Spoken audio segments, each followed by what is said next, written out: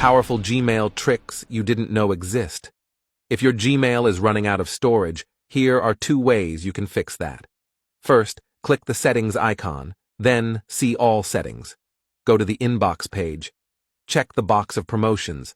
Now scroll down and click on Save Changes. This will separate the promotional emails from other emails.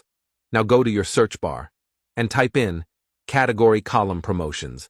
Now click on Select All. Then go here and click on Select All Conversations that match this search. This will help you select all of them at the same time.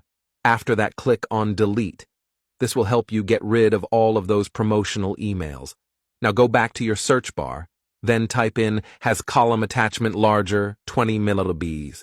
This will show you all the emails that are over 20 megabytes. Just select all the ones you would like to delete and delete.